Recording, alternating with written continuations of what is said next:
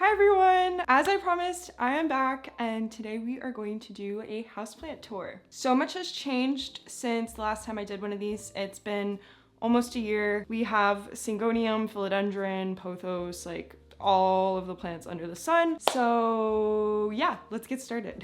Also, I'm really sorry for the fire alarm beeping. I'm trying to be mindful of it, but it's really hard because it's very consistent, and a lot of you have asked me to change it out and I can't because my landlord has to do that, and my landlord is not doing that. Okay, so I've brought you to the western window where I have a bunch of my sun living plants. You can see that the sun is pretty intense. I'm probably extremely washed out, but let's run through these plants. This is just not gonna work.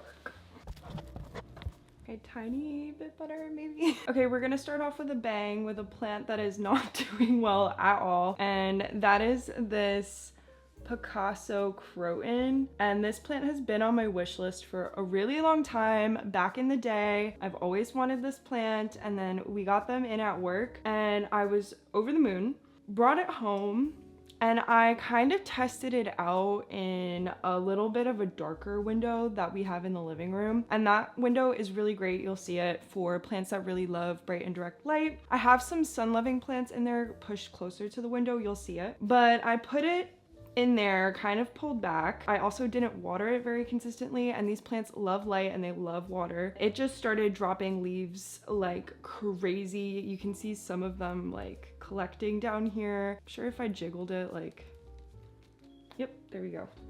This plant isn't doing great. I do have some baby, I moved it to this window because it's the brightest light I have.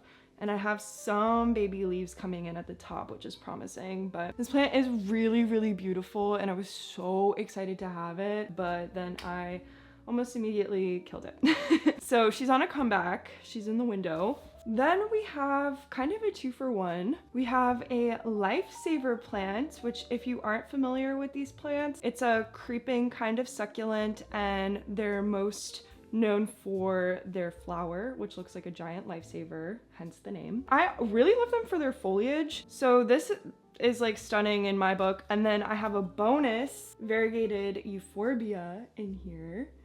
I don't know how well you can see her, but this one fell off of a plant at work. So I'm trying to get it situated. We have like the tiniest root coming in. So that's cool. Bury her back in there. This one it's a string of turtles. And shout out to my sister because she made it in her ceramics class for me. It was a candle holder. And once I burnt through the candle, I turned it into a planter. There's no drainage, but it's fine. It has a story. It was one of my first jobs moving to New York at a plant design company, also had a store, and the storefront was closing. So I was helping kind of offload a lot of our plant inventory. This plant was supposed to be like a goner. She had mealybugs. So I took her home, been trying to rehab her for a while. I don't think I see mealybugs anymore. I feel like what I see is just dirt, but I think she's getting a little bit too much sun. Some of it is frying off. But with the string of turtles, once it starts getting bare, because she was struggling for a little bit, you can just wrap the vines around back into the soil and it'll root from there. So that's what I'm trying to do here. Then we got another savior. Oh my god, I think it's rooting.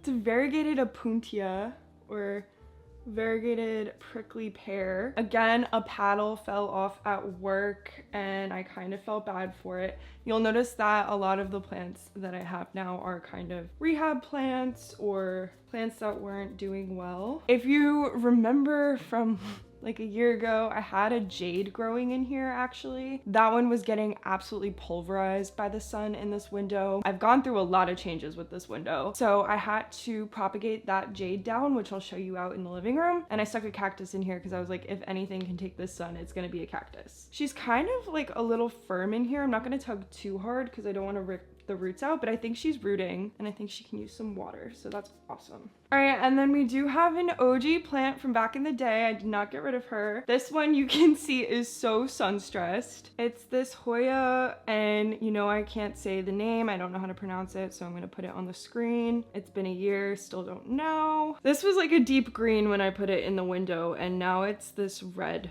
And the leaves are super chlorotic towards the bottom. Is the plant a little stressed? Obviously, but she flowered for me, and she's putting out roots. She's putting out a lot of new growth. I just have to keep her adequately hydrated in this level of sun and at this size. I might take her away eventually, but for now, you know what? She's fine. This is another OG. I've had this one for a while. I've had this one since Philly. It is my Hoerthia. Putting out some growth, though it's in very indirect light for sure. It would thrive probably placed directly in this window, but I don't really I think I like the look of it in the shelf, so I'm just gonna do that. All right, and then last plant on this wall right here, I got a little wild and I got an air plant.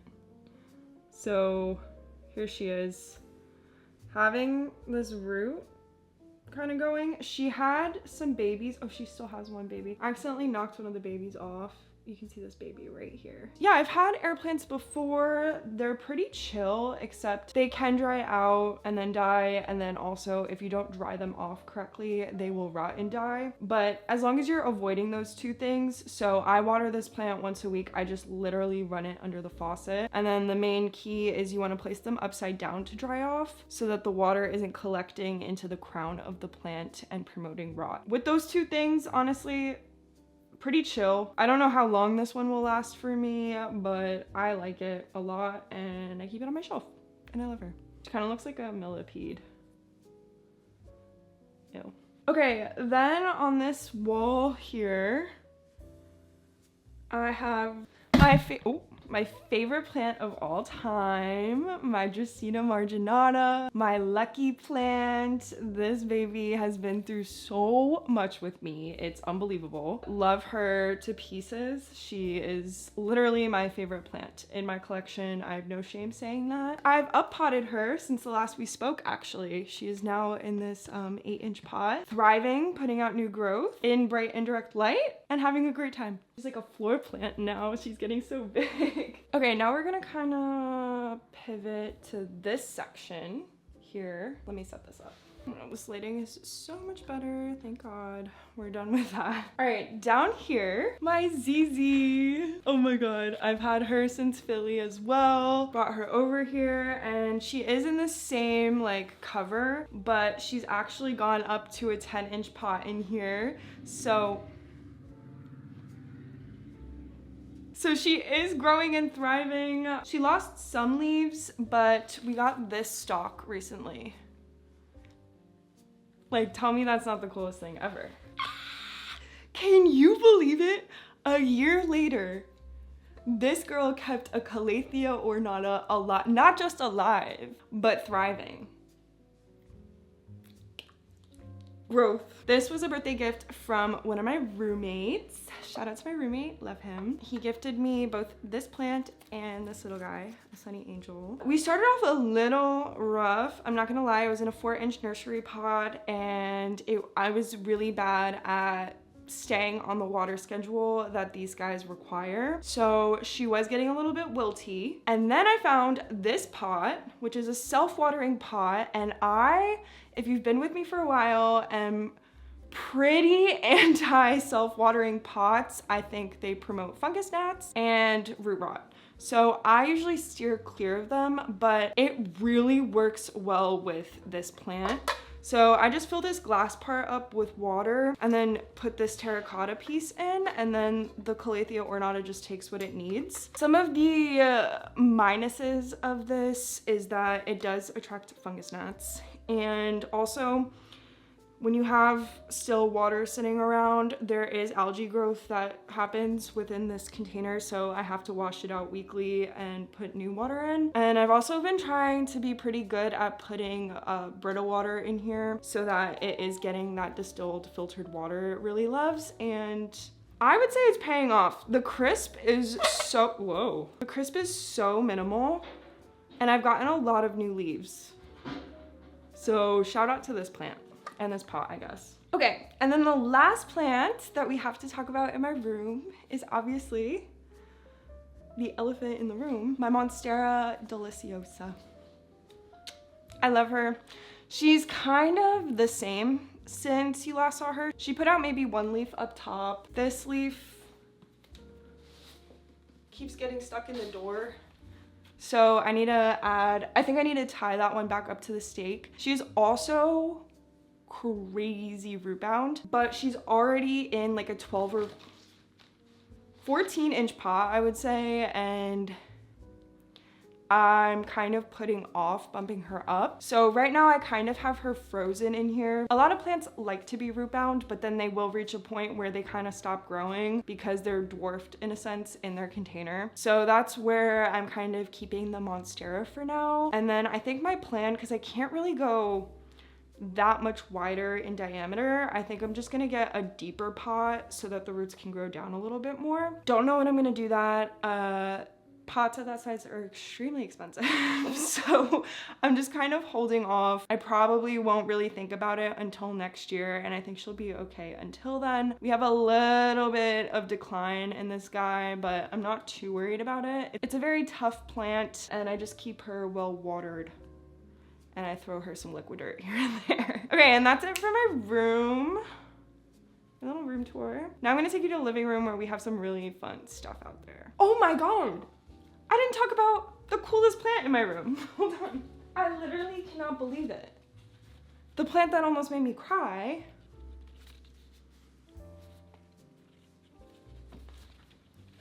I have a Monstera Aurea now. Oh my God, I can't believe I almost didn't talk about this. Y'all know I've been wanting some form, I'm not picky, some form of variegated Monstera for years since I started this channel. Like, who doesn't want a variegated Monstera? So when this, oh my God, a company sent this to me when I was on hiatus. I like was so shocked that anybody wanted anything to do with me. And they were like, hey, I want us to send you plants, like whatever, post it on Instagram. I go, sure. This is one of the plants they sent me.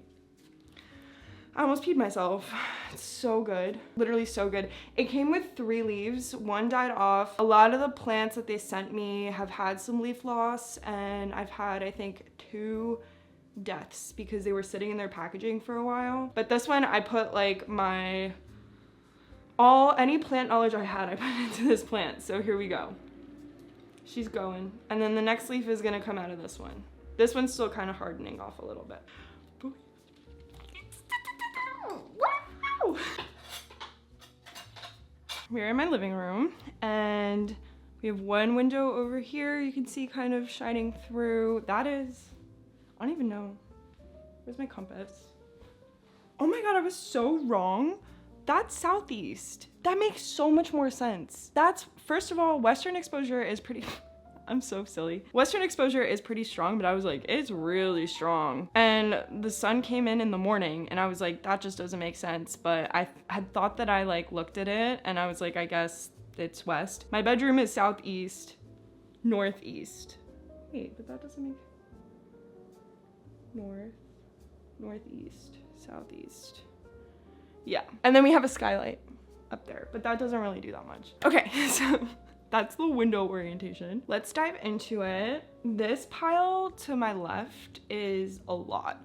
So I'm gonna start with, we have 2 corners that kind of like frame my room a little bit, and I have 5 plants over there, so let me pull them. Okay, first we got this peace lily. Oh, she is dusty. I'm sorry, girl. This one is the silver variety. I know it's not a silver stripe. I'm like a little blanking on the specific variety name, but it is a silver one. She looks thirsty, and she is. But the thing is, I have it in this really cool pot that doesn't have drainage. I was too lazy to drill a hole in it, so instead I put some leca on the bottom and then filled it with soil and this plant. I let her dry out pretty thoroughly before I water her. I don't let her get completely droopy, but I'll probably water her in a few days, honestly. And that way I just prevent root rot. You know, if you have a pot you love without drainage, there's always a way around it. It just takes a little more playing around. This plant is awesome, super easy care. It's kind of like in a lower light area of the apartment and has, oh my God, are you gonna see it? I don't know if you can see, she has flowers. I was worried that this variety doesn't like flower, and the blooms definitely aren't as spectacular as the traditional peace lilies, but still very, very cool. We got one of my OG monsteras. I love her so much. This guy was back in the day, she was in the pot that my Monstera aurea is in now, and she was in the southeast window. Now that I know that's southeast, that's crazy. She got super chlorotic. You can see it a little bit on the lower leaves here. She was not having a good time, and she was also extremely root bound. So I got this really cool pot from work. I'm obsessed with this pot. I am kind of trying to focus a little bit on pottery now, and it's a bit deep, which the Monstera is gonna like because their roots really go down. Since I've repotted her and put her in new light, she shot out 3 new leaves. It was this one, and this one. So that's cool. Oh, and then I have like, I don't even know where she came from. I have a baby jade in there. Okay, then we have 2 ZZ Raven plants. It was one plant that I divided into 2. This one was a gift, and it's back in my house because I'm plant sitting it. We love a ZZ Raven. Again, super low light, easy care. I do have it in what I would call like moderate medium light because there is a lot of sun coming in from my bedroom, from this window, from the skylight, but it's very indirect. Okay, and then from here on out, I think I'm gonna get off the tripod and just show you directly what we got going on, because if I try to pull these plants out, I have a feeling I'm gonna make a big ol' mess. Before I take you to the windowsill with all the cool plants, I did want to mention this snake plant, this Sansevieria or Dracaena laurentii. She's pretty big. I couldn't pick her up to show you on camera, but she exists and she covers this lamp pole really well, so we love her. Okay, and this is the cool corner, the collector's corner, if you will, where we have some very cool guys, some common plants, very interesting bunch. We'll start down here. This was one of the plants that were sent to me. It's a Hoya verticulata, I believe.